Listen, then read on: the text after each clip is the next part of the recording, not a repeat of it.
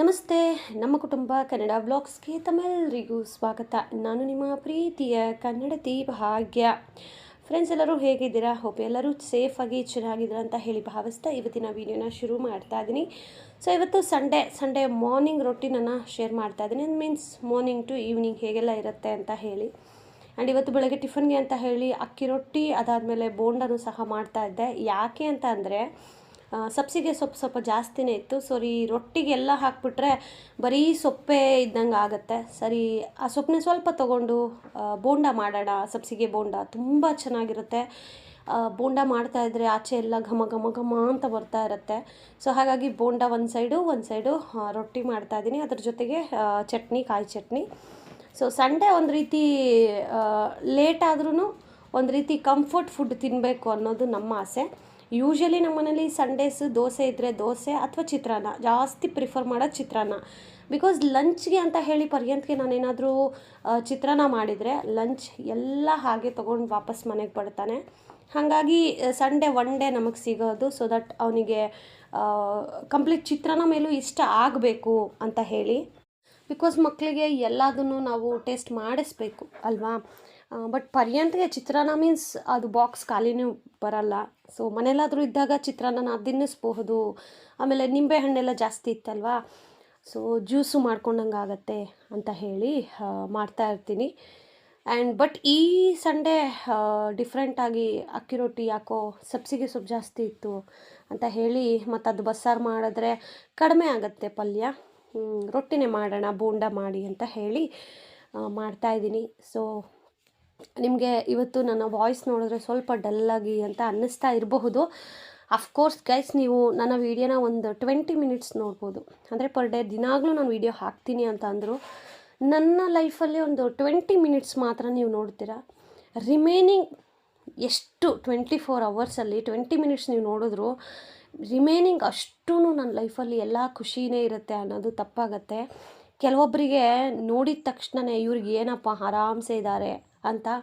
ಯಾಕೆ ನಾವು ಆ ಥರ ಪೋಟ್ರೆ ಮಾಡ್ತೀವಿ ಅಂತಂದರೆ, ನಮ್ಮನ್ನು ನೋಡಿ ಆಡ್ಕೊಳ್ಳೋರ ಮುಂದೆ ನಾವು ಎಲ್ಲೋ ಸ್ವಲ್ಪ ಕೆಳಗಾಗ್ಬಿಡ್ತೀವಿ. ಎಲ್ಲವನ್ನು ಶೇರ್ ಮಾಡಿಕೊಂಡು ಪ್ರತಿಯೊಂದನ್ನು ನಾವು ಶೇರ್ ಮಾಡಿದಾಗ ನಮ್ಮ ಜೀವನದಲ್ಲಿ ಈ ಥರ ಕಷ್ಟ ಇದೆ, ನಾವು ಇಷ್ಟೆಲ್ಲ ಸಫರ್ ಪಡ್ತಾ ಇದ್ದೀವಿ, ನಾವೇನು ಆರಾಮ್ಸೆ ಇಲ್ಲ. ಆದರೆ ಭಗವಂತನ ಆಶೀರ್ವಾದದಿಂದ ತುಂಬ ಏನಂತೀವಿ, ತುಂಬ ಕಷ್ಟ ಅನ್ನೋ ಥರ ಅಲ್ಲದೆ ಇದ್ರೂ ನಮಗೆ ಆದಂತಹ ಜವಾಬ್ದಾರಿಗಳು, ನಮಗೆ ಆದಂತಹ ಎಕ್ಸ್ಪೆನ್ಸಸ್ ಇವೆಲ್ಲ ತುಂಬಾ ಇದೆ ಗೈಸ್. ಬಟ್ ನೀವು ನೋಡೋ 20 ಮಿನಿಟ್ಸ್ ವೀಡಿಯೋದಲ್ಲಿ ಬಂದು ಜಸ್ಟ್ ಒಂದು ಕಮೆಂಟ್ ಹಾಕಿ ಹೋಗ್ತೀರಾ. ಖುಷಿಯಾಗುತ್ತೆ ಪಾಸಿಟಿವ್ ಕಮೆಂಟ್ಸ್ಗಳನ್ನು ನೋಡಿದಾಗ. ಆ್ಯಂಡ್ ನೀನು ಡೈರೆಕ್ಟಾಗಿ ನೋಡ್ತಾರಲ್ಲ ಸೋ ಕಾಲ್ಡ್ ರಿಲೇಟಿವ್ಸ್, ಸೊ ಅವರು ಜಸ್ಟ್ ವಿಡಿಯೋನ ನೋಡಿ ಅಯ್ಯೋ ಇವ್ರಿಗೇನಿದೆ, ಆರಾಮಾಗಿದ್ದಾರೆ, ಅವ್ರಿಗೇನು ಕಷ್ಟನೇ ಇಲ್ಲ ಅನ್ನೋ ಥರ ಪೋಟ್ರೆ ಮಾಡ್ತಾಯಿದ್ದಾರೆ. ಬಟ್ ನಮಗೆ ಗೊತ್ತು, ನಾವು ಈ ಸಂಸಾರ ಶುರು ಮಾಡಿದಾಗ ಝೀರೋಯಿಂದ ಶುರು ಮಾಡಿದ್ದೀವಿ ಗೈಸ್. ನಾವು ಝೀರೋಯಿಂದ ಏನಂದರೆ ಏನೂ ಇಲ್ಲ. ಬಿಕಾಸ್ ನನಗೆ ಅತ್ತೆ ಮಾವ ಆ ಥರ ಯಾರೂ ಇರಲಿಲ್ಲ. ನಾವು ಮನೆಗೆ ಬಂದಾಗ ಝೀರೋ, ಏನಂದರೆ ಏನೂ ಇಲ್ಲ. ಅದಾದಮೇಲೆ ಪುಣ್ಯ ಅನ್ನೋ ಥರ ನಮ್ಮ ಯಜಮಾನ್ರಿಗೆ ಆ್ಯಕ್ಸಿಸ್ ಬ್ಯಾಂಕಲ್ಲಿ ಕೆಲಸ ಸಿಗುತ್ತೆ. ಸೊ ಇನ್ಫೋಸಿಸಲ್ಲಿ ಮಾಡ್ತಾಯಿದ್ರು. ಸೊ ಅದಾದಮೇಲೆ ಕೆಲವೊಬ್ಬರು ಅವ್ರ ಕಷ್ಟ ಅಂತ ಹೇಳಿ ಇವ್ರ ಹಾಲಿಡೇಸ್ ಮಾಡಿ, ಅಂದರೆ ರಜಾ ಹಾಕಿ ಅವ್ರ ಮನೆ ಉದ್ಧಾರ ಮಾಡೋಕ್ಕೋಗಿ ನಮ್ಮ ಯಜಮಾನ್ರ ಕೆಲಸ ಕಳ್ಕೊಂಡ್ರು ಇನ್ಫೋಸಿಸಲ್ಲಿ. ಇದು ಯಾರಿಗೆ ಅಂತ ಹೇಳಿ ನೋಡ್ತಾ ಇರುವಂಥವ್ರಿಗೆ ಗೊತ್ತಾಗತ್ತೆ. ಆಮೇಲೆ ಅದಾದಮೇಲೆ 1 ವರ್ಷ ನನ್ನ ಜೊತೆ ಆರಾಮಾಗೇ ಇದ್ದರು. ಸೊ ಪರ್ಯಂತ ನನಗೆ ಹೊಟ್ಟೆಲಿ ಬಂದಾಗ ಮೇ ಬಿ ಆಲ್ಮೋಸ್ಟ್ ಇನ್ನೇನು ಡೆಲಿವರಿ ಟೈಮ್ ಹತ್ತತ್ರಕ್ಕೆ ಇವರಿಗೆ ಒಂದು ಒಳ್ಳೆ ಆಪರ್ಚುನಿಟಿ ಬರುತ್ತೆ ಆ್ಯಕ್ಸಿಸ್ ಬ್ಯಾಂಕಲ್ಲಿ ಕೆಲಸಕ್ಕೆ. ಅವರ ಸಾರ್ ಒಬ್ಬರು ರೆಕಮೆಂಡ್ ಮಾಡ್ತಾರೆ, ಇನ್ಫೋಸಿಸ್ ಸಾರ್ ಒಬ್ಬರು. ಸೊ ಇವತ್ತಿಗೂ ನಾವು ಅವ್ರನ್ನ ನೆನೆಸ್ಕೋತೀವಿ. ಬಟ್ ನಮ್ಮ ಒಂದು ಎಕ್ಸ್ಪೆನ್ಸಿವ್ಗೂ ನಮ್ಮ ಯಜಮಾನ್ರು ದುಡಿತಾ ಇರೋದಕ್ಕೂ ಒಬ್ಬರೇ ದುಡಿಯೋದು, ನಮ್ಗೆ ಯಾವುದೇ ಥರದ ಬ್ಯಾಕ್ ಸಪೋರ್ಟ್ ಇಲ್ಲ ಗೈಸ್. ಅದನ್ನು ತಿಳ್ಕೋಬೇಕು ಜನ. ಅಯ್ಯೋ ನಿಮಗೇನು ಆರಾಮ್ಸೆ ಇದ್ದೀರಾ, ನೀವು ನೋಡೋ 20 ಮಿನಿಟ್ಸ್ ವೀಡಿಯೋ ಅಷ್ಟೇ. ಯೂಟ್ಯೂಬಲ್ಲಿ ತುಂಬ ಜನ ಗೊತ್ತಿಲ್ಲದೆ ನೋಡೋರೇ ಹೆಚ್ಚು. ಅಂದರೆ ಇವರು ನಮ್ಮ ಕುಟುಂಬ ಭಾಗ್ಯ, ಅವ್ರ ಫ್ಯಾಮಿಲಿ ಅಂತ ನೋಡೋರೇ ಜಾಸ್ತಿ. ಬಟ್ ನೀವೆಲ್ಲ ಎಷ್ಟು ಪ್ರೀತಿ ಕೊಡ್ತೀರಾ, ಅರ್ಥ ಮಾಡ್ಕೋತೀರಾ. ಇಲ್ಲ ಅಕ್ಕ, ನಮಗೂ ಈ ಥರ ಎಲ್ಲ ಆಗಿದೆ ಅಂತ ನಿಮ್ಮ ಒಪಿನಿಯನ್ಸನ್ನು ಶೇರ್ ಮಾಡ್ತಾ ಇರ್ತೀರಾ. ಬಟ್ ಸೋ ಕಾಲ್ಡ್ ರಿಲೇಟಿವ್ಸ್ ಹೆಂಗೆ ಅಂತಂದರೆ, ಅವ್ರು ನೋಡ್ತಾರೆ ವೀಡಿಯೋನ, ಆ 20 ಮಿನಿಟ್ಸಲ್ಲಿ ಅವ್ರಿಗೆ ಏನು ಅರ್ಥ ಆಗುತ್ತೋ ಗೊತ್ತಿಲ್ಲ. ಬಿಕಾಸ್ ನಮಗೇನು ಗೊತ್ತಾ, ನಮ್ಮನ್ನು ಆಡ್ಕೊಳ್ಳೋರ ಮುಂದೆ ಬಾಯಿಗೆ ಸಿಗಬಾರ್ದು. ಅಂದರೆ ಇವಾಗ ಅವರೆಲ್ಲ ಏನು ಅಂದ್ಕೊಂಡಿದ್ದಾರೆ, ಓ ಇವರು ಅಂದರೆ ಈ ಥರ ಅನ್ನೋ ಒಂದು ಇಮ್ಯಾಜಿನೇಷನ್ನು. ಸೊ ಇವಾಗ IT-BT ಕಂಪ್ನಿಯವರೆಲ್ಲ ಏನಕ್ಕೆ ಈಗ ಮಾತೆತ್ತಿದ್ರೆ ಸೂಸೈಡ್ಸು ಮತ್ತು ನಾಪತ್ತೆ ಆಗಿಬಿಡ್ತಾರೆ. IT ಫೀಲ್ಡಲ್ಲೇ ಯಾಕೆ ಹೀಗೆ ಅಂತಂದರೆ ಅವ್ರಿಗೆಲ್ಲ ಪ್ರೆಸ್ಟೀಜ್ ತುಂಬ ಮುಖ್ಯ. ಇವನ್ ನಮಗೂ ಅಷ್ಟೇ, ನಾವು ಬದುಕಿರುವಂತಹ ರೀತಿ ಬೇರೆ. ನಮಗೆ ಒಬ್ರು ಏನಾದರೂ ಬೆರಳು ತೋರಿಸಿ ಮಾತಾಡ್ತಾರೆ ಅಂತ ಅಂದಾಗ ಒಂದು ರೀತಿ ಅದು ತುಂಬ ಎಫೆಕ್ಟ್ ಆಗುತ್ತೆ. ಓಕೆ, ಬಟ್ ನಾವು ಅನ್ಬೋದು ಯಾರು ಏನೇ ಅಂದ್ಕೊಳ್ಳಿ ನಮಗೇನು ಎಫೆಕ್ಟ್ ಆಗಲ್ಲ ಅಂತ. ಬಟ್ ನಾವು ಇದು ಅಂತ ಬಂದಾಗ, ಸ್ಟೇಟಸ್ ಅಂತ ಬಂದಾಗ ಸ್ವಲ್ಪ ಅದೇ ಥರ ಬೆಳೆದಿರೋದ್ರಿಂದ ಕೆಲವೊಂದು ವಿಚಾರಗಳನ್ನು ನಾವು ಹೇಳ್ಕೊಳಕ್ಕಾಗೋದಿಲ್ಲ. ಎಷ್ಟೇ ಒಂದು ಪ್ರಾಬ್ಲಮ್ಸ್ ಇರಲಿ, ಏನೇ ಒಂದು ಕಷ್ಟ ಇರಲಿ, ನಾವು ಈ ಥರ ಶೇರ್ ಮಾಡ್ಕೊಳಕ್ಕಾಗೋದಿಲ್ಲ. ಬಟ್ ಕೆಲವೊಬ್ಬರು ಏನಂತಂದರೆ ನಾವು ಹಾಕೋ ವಿಡಿಯೋನೇ ಅವರಿಗೆ ಪ್ರೂಫ್ ಅನ್ನೋ ಥರ, ಓ ಇವ್ರಿಗೇನು ಚೆನ್ನಾಗಿದ್ದಾರೆ ಅಂತ ಹೇಳಿ ಹಿಂದೆಗಡೆ ಹೋಗಿ ಅವ್ರಿಗೇನು ಕಷ್ಟ ಇಲ್ಲಪ್ಪ, ನಮಗೆ ಎಲ್ಲ ಕಷ್ಟ ಇರೋದು ಅನ್ನೋ ಥರ ಪೋಟ್ರೆ ಮಾಡ್ತಾರೆ. ಗುರು, ನಿಮಗೆ ಎಷ್ಟು ಕಷ್ಟ ಇದೆಯೋ ಅದ್ರ ಡಬ್ಬಲ್ ಅಷ್ಟು ನಮಗೂ ಇದೆ. ಬಟ್ ನಾವು ಶೇರ್ ಮಾಡ್ತಾ ಇಲ್ಲ, ನೀವು ಶೇರ್ ಮಾಡ್ತಾ ಇದ್ದೀರಾ. ಶೇರ್ ಮಾಡಿಲ್ಲದೆ ಇರೋದಕ್ಕೂ ಕಾರಣ ಏನಂತಂದರೆ, ನಿಮ್ಮಂಥ ಊರು ಬಾಯಿ ಕೆಲವೊಬ್ರು ಇರ್ತಾರೆ ಗೊತ್ತಾ, ಊರು ಬಾಯಿ ಅಂತ ಕರಿತೀವಿ. ಅಂಥವ್ರಿಗೆ ಬಾಯಿಗೆ ಏನಾದರೂ ಸಿಕ್ಬಿಟ್ಟು ಬಿಟ್ಟರೆ ಮುಗೀತು. ಇನ್ನು ಊರೆಲ್ಲ ಟಾಮ್ ಟಾಮ್ ಟಾಮ್ ಟಾಮ್ ಅಂತ ಹೊಡ್ಕೊಂಬರ್ತಾ ಇರ್ತಾರೆ. ಲಿಟ್ರಲಿ ಗೈಸ್, ನಾವೂ ಬ್ಯಾಂಕಲ್ಲಿ ಲೋನ್ ತೊಗೋತೀವಿ, ನಾವೂ ಚೀಟಿಗಳು ಕಟ್ಕೊಂಡು ಹೋಗ್ತೀವಿ. ಬಟ್ ಯಾವತ್ತಾದರೂ ನಾನು ಅದ್ರ ಬಗ್ಗೆ ನಿಮ್ಮ ಜೊತೆಗೆ ಶೇರ್ ಮಾಡಿದ್ದೀನಿ? ಎಲ್ಲೂ ಶೇರ್ ಮಾಡಿಲ್ಲ. ಯಾಕೆ? ಅದೆಲ್ಲ ನಮ್ಮ ಒಂದು ಪರ್ಸ್ನಲ್ಲು, ನಮ್ಮ ಒಂದು ಪ್ರಾಬ್ಲಮ್ಗಳನ್ನು ನಿಮ್ಮ ಮುಂದೆ ತಂದು ಇಡಬಾರ್ದು ಅನ್ನೋ ಒಂದೇ ಕಾರಣಕ್ಕೆ. ಬಟ್ ಇವತ್ತು ನಂಗೆ ನಿಜ ತುಂಬ ತೀರಾ ಬೇಸರದಿಂದ ಇವತ್ತು ಈ ವಿಡಿಯೋನ ಶೇರ್ ಮಾಡ್ತಾಯಿದ್ದೀನಿ. ಸಂಡೇ ಹೋಗಿ ತುಂಬ ದಿನ ಆಯಿತು, ಬಟ್ ನಾನೀಗ ವಾಯ್ಸ್ ಓವರ್ ಕೊಟ್ಟು ವಿಡಿಯೋ ಅಪ್ಲೋಡ್ ಮಾಡ್ತಾಯಿದ್ದೀನಿ. ಬಿಕಾಸ್ ಕೆಲವೊಂದು ಮಾತುಗಳು ಏನಿದೆ, ನನ್ನ ಸೋ ಕಾಲ್ಡ್ ರಿಲೇಟಿವ್ಸು ನಾವು ಆರಾಮ್ಸೆ ಇದ್ದೀವಂತೆ, ನಮಗೇನೂ ಕಷ್ಟ ಇಲ್ವಂತೆ, ಬಂದಿರೋ ದುಡ್ಡನ್ನು ಸೇವ್ ಮಾಡ್ಕೊಳ್ಳೋಕ್ಕೆ ನಮ್ಮ ಹತ್ರ ಏನು ಜಾಗ ಇಲ್ವಂತೆ. ಸೊ ಇವ್ರು ಹೇಳೋ ಪ್ರಕಾರ ನಮ್ಗೆ ಅಷ್ಟು ದುಡ್ಡಿದೆ, ಅಷ್ಟು ಲಕ್ಷ ನಾವು ಸೇವ್ ಮಾಡ್ತಾ ಇದ್ದೀವಿ ಅಂತ ಅಂದರೆ, ಮತ್ತು ಯಾಕೆ ನಾವು ಈ ಪುಟಾಣಿ ಮನೇಲಿದ್ದೀವಿ? ಜಸ್ಟ್ ಥಿಂಕ್ ಮಾಡಿ ಗೈಸ್ ನೀವು. ಯಾಕಂದರೆ ನೀವು ನನ್ನ ಪರವಾಗೂ ಬೇಡ, ಅವ್ರ ಪರವಾಗೂ ಬೇಡ, ಜಸ್ಟ್ ಒಬ್ಬರು ವೀವರ್ ಆಗಿ ಯೋಚನೆ ಮಾಡಿ. ಇಷ್ಟು ದುಡ್ಡು ನಾವು ಏನಾದರೂ ಸೇವ್ ಮಾಡಿದ್ದೀವಿ, ನಮಗೆ ಕಷ್ಟನೇ ಇಲ್ಲ ಅಂತಂದರೆ ನಾವು ಯಾಕೆ ಈ ಪುಟಾಣಿ ಮನೇಲಿ ಇರಬೇಕು? ಯಾಕೆ ಅದೇ ಹಳೆ ಗಾಡಿಲೇ ಓಡಾಡ್ತೀವಿ? ಯಾಕೆ ನಾವು ಹೊಸ ಕಾರ್ ತಗೋತಾ ಇಲ್ಲ? ಯಾಕೆ ನಾವು ಇನ್ನೊಂದು ಮಗು ಮಾಡ್ಕೋತಾ ಇಲ್ಲ? ಸೊ ಇವೆಲ್ಲನೂ ಕ್ವಶ್ಚನ್ ಆಗುತ್ತಲ್ವ. ವೈ ಜನ ಯಾಕೆ ಥಿಂಕ್ ಮಾಡಲ್ಲ ಇದನ್ನು ಎಲ್ಲನೂ? ಜಸ್ಟ್ ಬಾಯಿದೆ ಅಂತ ಹೇಳಿ ಈ ಥರ ಎಲ್ಲ ಮಾತಾಡೋದು ಎಷ್ಟರ ಮಟ್ಟಿಗೆ ಸರಿ ಗಾಯ್ಸ್ ಅಲ್ವಾ? ನನಗೆ ತೀರಾ ನಾನು ಬೇಜಾರಾದ್ರೇ ಕೆಲವೊಂದು ವಿಚಾರಗಳನ್ನು ಶೇರ್ ಮಾಡ್ತೀನಿ. ಬಟ್ ಆ ಥರ ಒಂದು ಸಿಚುವೇಶನ್ ನನಗೆ ಇವಾಗ ಅನ್ನಿಸ್ತಾ ಇರೋದಕ್ಕೆ ನಾನು ಶೇರ್ ಮಾಡ್ತಾ ಇದ್ದೀನಿ. ಲಿಟ್ರಲಿ ಹೆಂಗೆ ಅನ್ನಿಸ್ತಾ ಇದೆ ಅಂತಂದರೆ, ಆರಾಮ್ಸೆ ಈ ಮನೆ ಊರು ಎಲ್ಲ ಬಿಟ್ಟು ಯಾವುದಾದ್ರೂ ದೇಶಾಂತರ ಹೋಗಿ ಬದುಕೊಬಿಡೋಣಪ್ಪ, ಆವಾಗಾದರೂ ನಮ್ಮ ಬಗ್ಗೆ ಮಾತಾಡೋದು ಬಿಡ್ತಾರೆ ಅಂತ. ಮಾತಾಡೋದು ಮೀನ್ಸು ಒಳ್ಳೆಯದೇ. ಏನು ಅಂತಂದರೆ, ಇವರು ಆರಾಮಾಗಿದ್ದಾರೆ, ಇವ್ರಿಗೇನೂ ಕಷ್ಟ ಇಲ್ಲ, ಇವ್ರಿಗೆ ನೆಸೆಸಿಟಿ ಇಲ್ಲ, ನಮ್ಮ ಹೆಸರೇ ಹೇಳಿ ಅವ್ರು ದುಡ್ಡು ತೊಗೊಳ್ಳೋದು ಬೇರೆಯವ್ರ ಹತ್ರ ಹೋಗಿ, ಇದೆಲ್ಲ ಹೆಂಗೆ ಅನಿಸುತ್ತೆ ಹೇಳಿ? ನಾವು ಪ್ರತಿಯೊಂದೊಂದು ರೂಪಾಯಿನೂ ಖರ್ಚು ಮಾಡಬೇಕಾದ್ರೆ 100 ಸತಿ ಯೋಚನೆ ಮಾಡ್ತೀವಿ. ಸೊ ಝೀರೋಯಿಂದ ಬಂದಂತಹ ಒಂದು ಸಂಸಾರ ನಮ್ಮದು. ಹೇಳ್ಕೊಳಕ್ಕೆ ಯಾವುದೇ ಫ್ಯಾಮಿಲಿ ಬ್ಯಾಕ್ಗ್ರೌಂಡ್ಗಳಿಲ್ಲ. ನಾವು ದುಡಿಬೇಕು, ಒಂದೊಂದು ರೂಪಾಯಿ ಸೇವ್ ಮಾಡಬೇಕು. ಇಲ್ಲಿವರೆಗೂ ನಾವು ಸಂಸಾರ ಕಟ್ಕೊಂಡಿದ್ದೀವಿ ಅಂತ ಅಂದರೆ ಅದು ನಮ್ಮ ಒಂದು ಧೈರ್ಯ ಅಲ್ವಾ? ನಾವು ಮಾಡ್ತಾರೋ ಒಳ್ಳೆತನ. ಈವನ್ ಇವತ್ತಿಗೂ ಅಷ್ಟೇ, ಯಾರೆಲ್ಲ ಸೋ ಕಾಲ್ಡ್ ಮಾತಾಡ್ತಾ ಇದ್ದಾರೋ ಅವರೆಲ್ಲ ನಮ್ಮ ಯಜಮಾನ್ರ ಋಣದಲ್ಲಿ ಬದುಕ್ತಾ ಇರೋರು. ಓಕೆ, ನಮ್ಮ ಯಜಮಾನ್ರ ಋಣದಲ್ಲಿ ಅವ್ರು ಹಣ ತಿಂದು ಅವ್ರ ಋಣದಲ್ಲಿ ಬದುಕಿ ಅವ್ರ ಬಗ್ಗೆನೇ ಹಿಂಗೆಲ್ಲ ಮಾತಾಡ್ತಾರಲ್ವ, ಅದು ಲಿಟ್ಲ್ ಬಿಟ್ ಬೇಜಾರಾಗೇ ಆಗುತ್ತೆ. ಸೊ ನಿಮಗೆ ಕಷ್ಟಗಳು 80%, 100% ಇರ್ಬೋದು. ಬಟ್ ರಾಯರ ದಯೆಯಿಂದ, ದೇವರ ದಯೆಯಿಂದ ನಮಗೊಂದು 50% ಇರ್ಬೋದು ಅಷ್ಟೇ. ಓಕೆ, ಹಾಗಂತ ನಮಗೆ ಏನು ಆರಾಮಾಗಿದ್ದೀವಿ ನಾವು ಅಂತ. ಹಾಗಿದ್ರೆ ನಾನು ಗೋಲ್ಡ್ ಮೇಲೆ ಗೋಲ್ಡ್ ಪರ್ಚೇಸ್ ಮಾಡ್ಬೋದಿತ್ತು, ಸ್ವಂತ ಮನೆ ತೊಗೋಬೋದಿತ್ತು. ಇವೆಲ್ಲ ಯಾಕೆ ಜನಗಳಿಗೆ ಕಾಣ್ತಾ ಇಲ್ಲ ಅಂತ ಗೊತ್ತಿಲ್ಲ ಗುರು. ನಮಗೂ ಚೀಟಿಗಳಿದೆ, ಲೋನ್ಗಳಿದೆ, ಇವೆಲ್ಲ ನಾವು ಕಟ್ಕೊಂಡು ಹೋಗ್ತಾ ಇದ್ದೀವಿ. ಸೊ ನಾವೊಂದು ವೆಹಿಕಲ್ ತೊಗೋಬೇಕು ಅಂದರೆ ನಾವು ಹಿಂದೆ ಮುಂದೆ ನೋಡ್ತಾ ಇದ್ದೀವಿ, ಹೊಸ ಗಾಡಿ ತೊಗೋಬೇಕು ಅಂತ. ನಾನು ಅಂದ್ಕೊಂಡಿದ್ದೆ, ಸರಿ ನಾನು ಯೂಟ್ಯೂಬ್ ಸ್ಯಾಲ್ರಿಯಿಂದನಾದರೂ ನಮ್ಮ ಯಜಮಾನ್ರಿಗೆ ಒಂದು ಗಿಫ್ಟ್ ಥರ ಕೊಡ್ಸೋಣ ಅಂತ ಹೇಳಿ. ಬಟ್ ನನಗೆ ಅದೂ ಲೈಕ್ ಇನ್ನೂ 3 months ಪೇಮೆಂಟನ್ನು ನೀವು ನಂಬಲ್ಲ, 1 ರೂಪಾಯಿನೂ ನಾನು ಯೂಸ್ ಮಾಡ್ಕೊಳ್ದೆ ಸೇವ್ ಮಾಡಿ ಇಡ್ತಾ ಇದ್ದೀನಿ. ಬಿಕಾಸ್ ನಮ್ಮ ಯಜಮಾನ್ರಿಗೆ ಏನಾದರೂ ಕೊಡ್ಸೋಣ ಅಂತ ಹೇಳಿ. ಸೊ ಹೀಗೆಲ್ಲ ಇದೆ ಗೈಸ್. ಎಲ್ಲವನ್ನು ನಾನು ಯೂಟ್ಯೂಬಲ್ಲಿ ಹೇಳ್ತಾ ಇದ್ದರೆ ಆಡ್ಕೊಳ್ಳೋರ ಬಾಯಿಗೆ ನಾವು ಒಂಥರ ಆಹಾರ ಆದಂಗೆ ಆಗಲ್ವಾ ಹೇಳಿ ನೀವೇ? ಬಟ್ ಇದನ್ನು ನಾನು ಇವಾಗ ಹೇಳ್ಕೊಳ್ಳೇಬೇಕಾಗಿತ್ತು. ಸೊ ಮನಸ್ಸಿಗೆ ಒಂಥರ ಸಮಾಧಾನ ಆಗುತ್ತೆ ನಿಮ್ಮೆಲ್ಲರೊಟ್ಟಿಗೆ ಹೇಳ್ಕೊಳ್ಳೋದ್ರಿಂದ. ಆ್ಯಂಡ್ ಕೆಲವೊಬ್ಬರು ಸೋ ಕಾಲ್ಡ್ ರಿಲೇಟಿವ್ಸು ವೀಡಿಯೋಸ್ಗಳನ್ನು ನೋಡ್ತಾರೆ. ಆಗಲಾದರೂ ಎಚ್ಚೆತ್ಕೊಳ್ಳಿ, ನಮಗೂ ನಿಮ್ಮ ಥರನೇ ಕಷ್ಟಗಳು, ನಿಮ್ಮ ಥರನೇ ಲೋನ್ಗಳು, ನಿಮ್ಮ ಥರನೇ ಏನಂತೀವಿ ಕಷ್ಟಗಳು ನಮಗೂ ಇದ್ದಾವೆ. ಬಟ್ ನಾವು ಹೇಳ್ಕೊಡ್ತಾ ಇಲ್ಲ, ನೀವು ಬೀದಿಲಿ ಹೇಳ್ಕೊಂಡು ತಿರುಗ್ತಾ ಇದ್ದೀರಾ. ಇಷ್ಟೇ ಡಿಫ್ರೆನ್ಸ್. ಓಕೆ, ಮಾತಾಡೋಕ್ಕೆ ಮುಂಚೆ ಸ್ವಲ್ಪ ಯೋಚನೆ ಮಾಡಿ ಮಾತಾಡಿ, ಎಷ್ಟು ಹೇಳೋಕ್ಕೆ ಇಷ್ಟಪಡ್ತೀನಿ.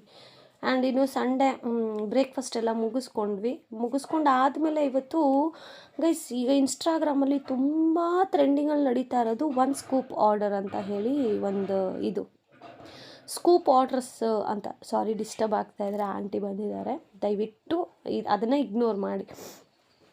ಸೊ ಒನ್ ಸ್ಕೂಪ್ ಆರ್ಡ್ರ್ ಅಂತ ಹೇಳಿ ಈಗ ಪ್ರೆಸೆಂಟ್ ಟ್ರೆಂಡಿಂಗಲ್ಲಿ ನಡೀತಾ ಇದೆ. ಸೊ ನನ್ನ ಮಗ ಮಮ್ಮಿ ನಾವು ಮಾಡೋಣ ಅಂತ ಹೇಳ್ತಾ ಇದ್ದ. ಆಮೇಲೆ ತುಂಬ ಜನ ಕೇಳ್ತಾ ಇದ್ರಿ ನೀವು ಮಾಡೋ ಬಿಸ್ನೆಸ್ ಯಾವುದು ಅಂತ ಹೇಳಿ. ಸೊ ನಾನು ಬ್ಯಾಂಗಲ್ ಬಿಸ್ನೆಸ್ ಮಾಡ್ತೀನಿ, ಆಮೇಲೆ ಜುಮ್ಕಾಸು ಇವೆಲ್ಲ ಅಂದರೆ ಮನೆ ಹತ್ರನೇ ಶಾಪ್ಸ್ಗಳಿಗೆ ಆ ಥರನೇ ಮಾಡ್ತೀನಿ. ಬಟ್ ಆಲ್ಮೋಸ್ಟ್ ಒಂದು 1 ಇಯರಿಂದ ಆಚೆಗೆ ಸ್ಟಾಪ್ ಮಾಡಿದ್ದೀನಿ. ನನ್ನ ಕೈಯಲ್ಲಿ ಆಗ್ತಾಯಿಲ್ಲ, ಬಿಕಾಸ್ ಸರ್ಜರಿ ಎಲ್ಲ ಆದಮೇಲೆ ತುಂಬ ವೀಕ್ ಅಂತ ಅನ್ನಿಸ್ತಾ ಇದ್ದೀನಿ. ಸೊ ಇದೆಲ್ಲ ನಂದು ಮೆಟೀರಿಯಲ್ಲು, ಇದ್ರದ್ದು ಕಂಪ್ಲೀಟ್ ಸಪ್ರೇಟ್ ಇನ್ನೊಂದು ವಿಡಿಯೋ ಮಾಡ್ತೀನಿ, ಅದರಲ್ಲಿ ಡೀಟೇಲಾಗಿ ಶೇರ್ ಮಾಡ್ತೀನಿ. ಸೊ ಇವತ್ತು ಒಂದು ಸ್ಕೂಪ್ ಆರ್ಡ್ರಿಗೆ ಎಲ್ಲ ರೆಡಿ ಮಾಡ್ಕೊಳ್ಳೋಣ ಅಂತ ಹೇಳಿ ಮಾಡ್ತಾಯಿದ್ದೀನಿ. ಇದು ಥ್ರೆಡ್ ಬ್ಯಾಂಗಲ್ಲು, ಇದಕ್ಕೆ ಮೇಲ್ಗಡೆ ಸ್ಟೋನ್ ಡಿಸೈನ್ ಮಾಡಿದ್ರೆ ಇದು ಥ್ರೆಡ್ ಬ್ಯಾಂಗಲ್. ಸೊ ಆ ಥರ. ಆ್ಯಂಡ್ ನಾನು ಆಗಲೇ ಹೇಳ್ತಾ ಇದ್ದೆ, ಲೈಫ್ ಅನ್ನೋದು ಪ್ರತಿಯೊಬ್ಬರಿಗೂ ಅದರದ್ದೇ ಆದಂತಹ ಲೈಫ್ ಎಥಿಕ್ಸ್ ಇರುತ್ತೆ, ಲೈಫನ್ನು ನೋಡೋ ರೀತಿ ಅನ್ನೋದು ಇರುತ್ತೆ. ಓಕೆ, ಬಟ್ ಎಲ್ರಿಗೂ ಒಂದೇ ಥರ ಲೈಫನ್ನು ನೋಡಬೇಕು ಅಂತ ಎಲ್ಲೂ ರೂಲ್ಸ್ ಇಲ್ಲ. ಓಕೆ, ಅವ್ರದ್ದೇ ಆದಂತಹ ಎಥಿಕ್ಸ್ ಇರೋದ್ರಿಂದ ನಾವು ಜೀವನವನ್ನು ನೋಡೋ ರೀತಿ ಬೇರೆ. ಓಕೆ, ಬಟ್ ಇವತ್ತಿಗೆ ಹೇಳ್ತಾ ಇದ್ದೀನಿ, ನಾವು ಇವತ್ತು ಇಲ್ಲಿವರೆಗೂ ಏನಾದರೂ ಒಂದಷ್ಟೋ ಇಷ್ಟೋ ನಮ್ಮದು ಅಂತ ಮಾಡ್ಕೊಂಡಿದ್ದೀವಿ ಅಂತಂದರೆ ನಮ್ಮ ವಿಲ್ ಪವರ್, ನನ್ನ ಗಂಡನ ವಿಲ್ ಪವರು, ಅದ್ರ ಜೊತೆಗೆ ನನ್ನ ಮಗನ ಸಾಥ್. ಬಿಕಾಸ್ ನೀವು ನೋಡ್ಬೋದು ಪರ್ಯಂತ್ಗೆ ಅವ್ನು ಜಾಸ್ತಿ ಕಾಸ್ಟ್ಲಿ ಐಟಮ್ಸ್ ಎಲ್ಲ ನಮ್ಮ ಹತ್ರ ರಿಕ್ವೆಸ್ಟ್ ಮಾಡೋದೇ ಇಲ್ಲ. ಬಿಕಾಸ್ ಅವನಿಗೆ ಗೊತ್ತು ಮಮ್ಮಿ ಡ್ಯಾಡಿ ಇಬ್ಬರು ಕಷ್ಟಪಡ್ತಾ ಇದ್ದಾರೆ. ಸೊ ನಾನು ಹೇಗಂದರೆ ಹಂಗೆ ಕೇಳೋಕ್ಕಾಗೋದಿಲ್ಲ ಅಂತ ಹೇಳಿ. ಬಟ್ ಕೇಳ್ತಾನೆ, ಮಿನಿಮಮ್ 1000 ರೂಪೀಸ್, ಮಮ್ಮಿ ಇದು ಬೇಕು ನಂಗೆ ಕೊಡಿಸ್ತೀಯಾ ಅಂತ. ತುಂಬ ಕಾಸ್ಟ್ಲಿ ಗಿಫ್ಟ್ಸ್ಗಳು ಅವೆಲ್ಲ ಕೇಳಲ್ಲ. ಬಟ್ ನಮಗೆ ಒಂದು ಗಿಲ್ಟ್ ಫೀಲ್ ಅನ್ನೋದಿದೆ. ನಮಗೂ ದೊಡ್ಡ ಮನೆ ಅಂದರೆ ಲೈಕ್ ಅಂದರೆ ಫಸ್ಟ್ ಫ್ಲೋರಲ್ಲಿದ್ದು ಮನೆ ಮುಂದೆ ಎಲ್ಲ ಜಾಗ ಇದ್ದಿದ್ರೆ ಮೇ ಬಿ ಅವ್ನಿಗೊಂದು ಸೈಕಲ್ಲೋ ಇಲ್ಲ ಗಾಡಿನೋ ಏನೋ ಒಂದು ತೊಗೊಂಬಂದು ಕೊಟ್ಟಿದ್ರೆ ಆಡ್ಕೊತಾ ಇತ್ತು ಮಗು ಅಂತ. ಬಟ್ ನಾವಿರೋದು ಫಸ್ಟ್ ಫ್ಲೋರಲ್ಲಿ. ಸೊ ಮನೆ ಮುಂದೆ ಸ್ವಲ್ಪ ಕಾರಿಡಾರ್ ಥರ ಸ್ಪೇಸ್ ಇದೆ. ಇನ್ನು ಸೈಕಲ್ ತಂದರೆ ತೊಗೊಂಡೋಗಿ ಕೆಳಗಡೆ ಅವನ ಜೊತೆ ನಾನು ಹೋಗಿ ನಿಂತು ಅವನಿಗೆ ಓಡಿಸ್ಬೇಕು. ಇದೆಲ್ಲ ಯಾವಾಗ ಸ್ಟಾಪ್ ಆಗುತ್ತೋ, ಸೊ ನಮ್ಮದು ಅಂತ ಯಾವಾಗ ನಾವು ಹೊಸ ಮನೆಗೆ ಹೋಗ್ತೀವೋ, ಸೊ ಆಗ ಮೇ ಬಿ ನಮ್ಮ ಲೈಫ್ ಚೇಂಜ್ ಆಗ್ಬೋದು ಅಂತ ಅಂದ್ಕೊಂಡಿದ್ದೀವಿ. ಲೈಫ್ ಚೇಂಜ್ ಆಗುತ್ತೆ ಅನ್ನೋ ಒಂದು ಫೇಸ್ ಬಂದಾಗ ಏನಾದರೂ ಒಂದು ಅಡೆತಡೆ ಮೇ ಬಿ ನನಗನ್ಸುತ್ತೆ ಇನ್ನೂ ಟೈಮ್ ಬೇಕಾಗ್ಬೋದು. ಸೊ ಮೇ ಬಿ ಇನ್ನೂ ಟೈಮ್ ಬೇಕು. ಯಾಕೆಂತಂದರೆ ಭಗವಂತ ಯಾರಿಗೆ ಏನು ಕೊಡಬೇಕು ಅನ್ನೋದನ್ನು ಮೊದಲೇ ಡಿಸೈಡ್ ಆಗಿರ್ತಾನೆ. ನಾವು ಏನೇ ತಿಪ್ಪರ್ಲಾಗ ಹಾಕಿದ್ರೂ ನಾವು ಬೇಗ ಪಡ್ಕೊಳ್ಳೋಕ್ಕಾಗೋದಿಲ್ಲ, ಹಾಗಂತ ಪಡ್ಕೊಳ್ದೆ ಇರೋದಕ್ಕೂ ಆಗೋದಿಲ್ಲ. ಭಗವಂತ ಯಾವಾಗ ಕೊಡಬೇಕು ಅಂತ ಡಿಸೈಡ್ ಆಗ್ತಾನೋ ಆಗಲೇ ಕೊಡೋದು, ಆಗಲೇ ನಾವು ಚೆನ್ನಾಗಾಗೋದು. ಸೊ ನಾನು ಗುರುಗಳದ್ದು ಒಂದು ವ್ಯಾಖ್ಯಾನ ಓದ್ತಾ ಇದ್ದೆ.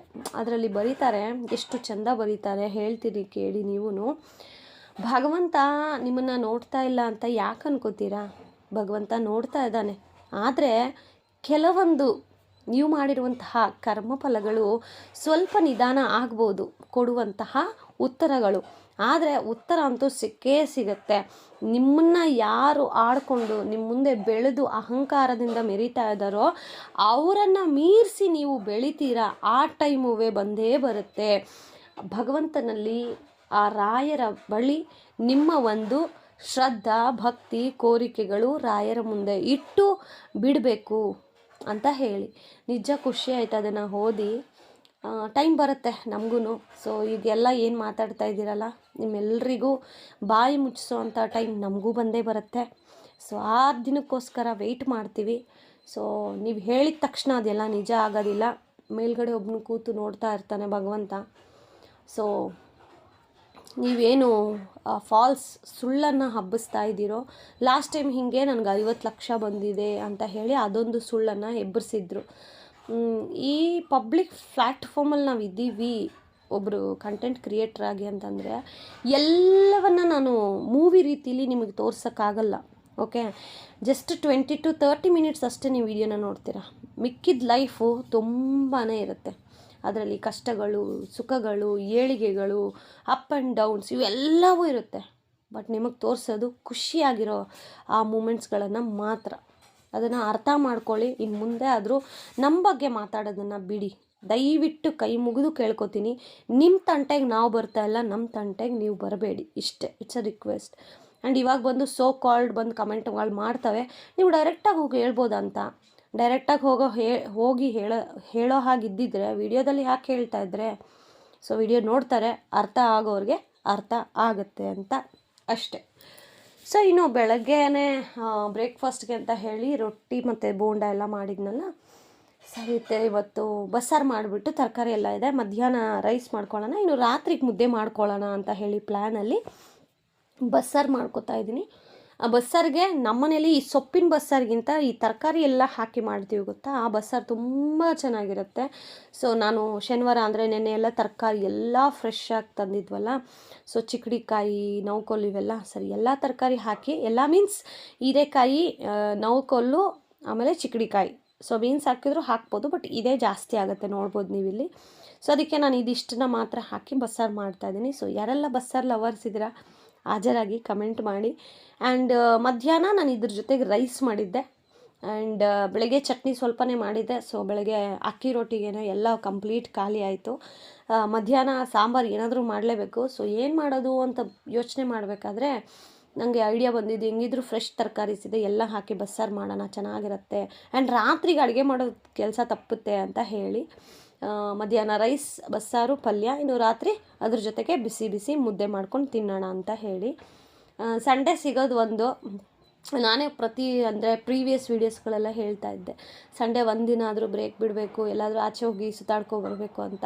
ಆವಾಗ ಜೋಶ್ ಇತ್ತು ಗೈಸ್. ಈಗ ಜವಾಬ್ದಾರಿಗಳು ತುಂಬ ಆಗಿದೆ. ಎಲ್ಲಿ ₹1 ಉಳ್ಸೋಕ್ಕಾಗುತ್ತೋ ಅಲ್ಲಿ ₹1 ಉಳಿಸೋಣ ಅನ್ನೋ ಥರ ಥಾಟು. ಈಗ ಹೋಟೆಲ್ಗೆ ಹೋಗಿ ನಾವು ₹500 ಖರ್ಚು ಮಾಡೋದ್ರ ಬದಲು ಮನೇಲೆ 1 kg ಚಿಕನ್ ತಂದರೆ kg ₹200, ₹150 ಚಿಕನ್ ತಂದರೆ ವಾರ ಪೂರ್ತಿ ತಿನ್ಬೋದು. ಆ್ಯಂಡ್ ಇವರಿಗೆ ಪನ್ನೀರೋ ಅಥವಾ ಮಶ್ರೂಮೋ ಏನೋ ತಂದರೆ ಮನೇಲಿ ನೆಮ್ಮದಿಯಾಗಿ ಮಾಡ್ಕೋಬೋದು. ಈ ಥರ ಯೋಚನೆಗಳು. ಯಾಕಂದರೆ ಜವಾಬ್ದಾರಿಗಳು ಹಾಗೇ ಪಾಠಗಳನ್ನು ಕಳಿಸ್ತಾ ಹೋಗುತ್ತೆ. ಮೊದಲ ಥರ ಕೇರ್ಲೆಸ್ ಆಗಿ ಆಟ ಆಡ್ಕೊಂಡಿರೋಕ್ಕಾಗೋದಿಲ್ಲ. ಆಮೇಲೆ ಇನ್ನೊಂದು ವಿಚಾರ ಏನು ಅಂತಂದರೆ, ಮದುವೆ ಆದ ಮೇಲೆ ಜವಾಬ್ದಾರಿ ಬರುತ್ತೋ ಇಲ್ವೋ, ಬಟ್ ಮಕ್ಕಳಾದ್ಮೇಲಂತೂ ಹೆಣ್ಮಕ್ಳಿಗೆ ಗಂಡು ಮಕ್ಕಳಿಗಿಂತ ಜವಾಬ್ದಾರಿ ಜಾಸ್ತಿ ಬರುತ್ತೆ. ಅಂದರೆ ನನಗೆ ಅನಿಸಿದ ಪ್ರಕಾರ ನಾನಂತೂ ₹1 ಖರ್ಚು ಮಾಡಬೇಕು ಅಂತಂದರೆ 100 ಸತಿ ಯೋಚನೆ ಮಾಡ್ತೀನಿ. ಬಟ್ ಬೇರೆ ಎಲ್ಲ ಹೆಣ್ಮಕ್ಳು ತುಂಬ ಖರ್ಚು ಮಾಡೋದು ನಾನೇ ನೋಡಿದ್ದೀನಿ. ಬಟ್ ಅವ್ರ ಪುಣ್ಯ, ಅವ್ರ ಲಕ್ಕಿ. ನಾವು ಉಳಿಸೋದ್ರಲ್ಲಿ ಲಕ್ಕಿ, ಈ ಥರ ಅಂದ್ಕೋಬೇಕು. ಆ್ಯಂಡ್ ಪ್ರತಿಯೊಂದು ₹1 ಉಳಿಸಿದ್ರೆ ಯಾವುದಕ್ಕಾದರೂ ಆಗುತ್ತಲ್ಲ ಅನ್ನೋ ಒಂದು ಥಾಟ್ ಅಷ್ಟೇ. ಸೊ ಇದಿಷ್ಟೇ ಗಾಯ್ಸ್ ಇನ್ನು ಇವತ್ತಿನ ವೀಡಿಯೋ. ಯಾರಿಗಾದರೂ ನಾನು ಆಡಿರೋ ಮಾತುಗಳಲ್ಲಿ ಇರಿಟೇಟ್ ಅಂತ ಅನಿಸಿದರೆ ಐ ಆಮ್ ರಿಯಲಿ ಸಾರಿ. ಕೆಲವೊಬ್ಬರಿಗೆ ಹೇಳಲೇಬೇಕಾದಂತಹ ಮಾತುಗಳಿವು. ಸೊ ಹಾಗಾಗಿ ಹೇಳಿದ್ದೀನಿ. ಕೇಳಿಸ್ಕೊಂಡವ್ರಿಗೆ ಅವ್ರಿಗೆ ಅರ್ಥ ಆದರೆ ದಯವಿಟ್ಟು ಇನ್ನೊಂದು ಸತಿ ನಮ್ಮ ಬಗ್ಗೆ ಮಾತಾಡಬೇಡಿ. It's request. ನಿಮ್ಮ ಪಾಡಿಗೆ ನೀವಿರಿ, ನಮ್ಮ ಪಾಡಿಗೆ ನಾವಿರ್ತೀವಿ.